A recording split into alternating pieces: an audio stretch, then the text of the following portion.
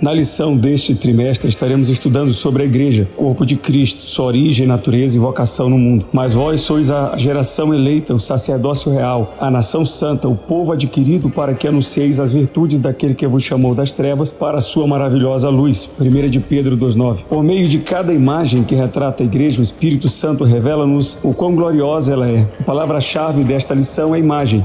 Nas páginas sagradas do Novo Testamento encontramos uma série de imagens que revelam a essência da Igreja de Jesus Cristo. Cada uma dessas representações oferece uma perspectiva única sobre o relacionamento, a função e a habitação da comunidade dos crentes. O apóstolo Paulo nos brinda com a imagem fascinante da Igreja como o corpo de Cristo, conforme 1 Coríntios 12, 27. Assim como os membros do corpo trabalham em harmonia, cada crente desempenha um papel vital na Igreja. Esta analogia não apenas destaca a interdependência dos membros, mas também ressalta a importância de cada um no cumprimento do propósito divino. Devemos reconhecer nossa singularidade e papel na Igreja, buscando contribuir ativamente para a unidade e a missão compartilhada. A metáfora da Igreja como a noiva de Cristo, Apocalipse 21:2, retrata o relacionamento íntimo e amoroso entre Cristo e seu povo. Da mesma forma como uma noiva se prepara com zelo para o noivo, a Igreja é chamada a se santificar e se preparar para o encontro glorioso com seu amado Salvador. Cultivemos uma devoção pessoal que reflete a pureza e a entrega da noiva que aguarda ansiosamente ao retorno do noivo. A imagem da Igreja como o templo do Espírito Santo, conforme 1 Coríntios 6,19, enfatiza a santidade e a presença divina no meio do povo de Deus. Cada crente é uma pedra viva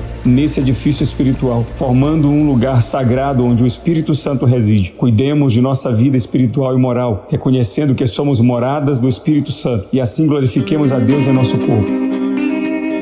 Número 1. Imagens que descrevem um relacionamento. A Bíblia descreve imagens divinamente inspiradas que revelam a essência profunda do relacionamento entre Cristo e a sua Igreja. Neste mergulho nas metáforas sagradas, exploremos a beleza singular de 3 imagens que capturam a natureza íntima e transformadora desse relacionamento. Em primeiro lugar, a expressão da Igreja como a noiva de Cristo transcende a mera analogia, tornando-se uma poesia espiritual que ressoa nas páginas de 2 Coríntios 11:2. A palavra grega Parthenos, traduzida como virgem pura, evoca a imagem de uma donzela que aguarda com pureza e castidade o momento das núpcias. A Igreja nesta imagem é chamada a manter-se fiel e pura, preparando-se para a união eterna com o noivo celestial. Assim como a noiva preserva sua pureza para o noivo, somos exortados a cultivar uma devoção e pureza espiritual em nossa relação com Cristo, aguardando ansiosamente a consumação final de nossa união com Ele.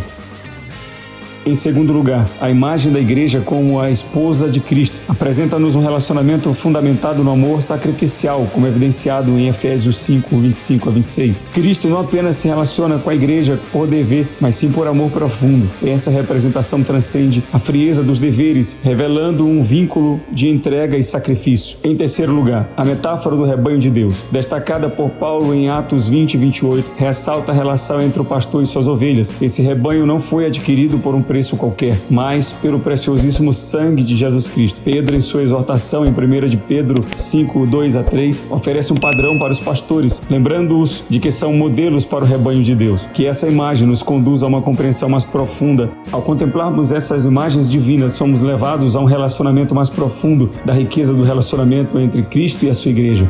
Que essas metáforas não apenas encham nossos corações com admiração, mas também moldem nossas vidas diárias, inspirando-nos a viver de maneira que honre e reflita a profunda comunhão que desfrutamos como membros do corpo de Cristo. Que o amor e a pureza e o cuidado delineados nessas imagens se manifestem em nossos relacionamentos, fortalecendo a beleza da Igreja do Deus vivo. Número 2. Imagens que descrevem função. Em primeiro lugar, geração eleita e sacerdócio real. A Igreja sob o novo pacto é retratada como a geração eleita, sacerdócio real, nação santa e povo adquirido, conforme 1 de Pedro 2,9. Em Cristo, judeus e gentios formam uma única geração, transcendendo barreiras raciais e sociais. A imagem do sacerdócio real destaca uma mudança fundamental, pois agora todo crente tem o privilégio de interceder diante de Deus, quebrando as limitações do sacrifício levítico. O sacerdócio real nos desafia a abraçar a responsabilidade de interceder pelos outros, levando as necessidades do próximo perante o trono de Deus. Em segundo lugar, nação santa e povo adquirido. A Igreja é mais do que uma congregação comum, é uma nação santa e povo adquirido. Esses adjetivos destacam a singularidade e a consagração da Igreja para Deus. A Igreja não é apenas um grupo, mas uma comunidade consagrada e redimida para cumprir um propósito divino. Como membros dessa nação santa, somos chamados a viver vidas santas, refletindo a santidade de Deus em nossa conduta e relacionamentos. Reconhecendo-nos como povo adquirido, devemos viver com gratidão pela redenção e compromisso com o serviço do Senhor. Em terceiro lugar, corpo de Cristo. A metáfora do corpo de Cristo destaca a igreja como um organismo vivo, que cada membro desempenha seu papel vital, conforme 1 Coríntios 12:12. Esta imagem ressalta a harmonia, unidade, interdependência dos membros no funcionamento do corpo. A igreja deve ser mais do que uma organização, buscando viver como um organismo vivo. Cada membro, com suas habilidades e dons, é essencial para o pleno funcionamento do corpo. Devemos reconhecer a diversidade de dons, valorizando e apoiando uns aos outros para o bem do todo.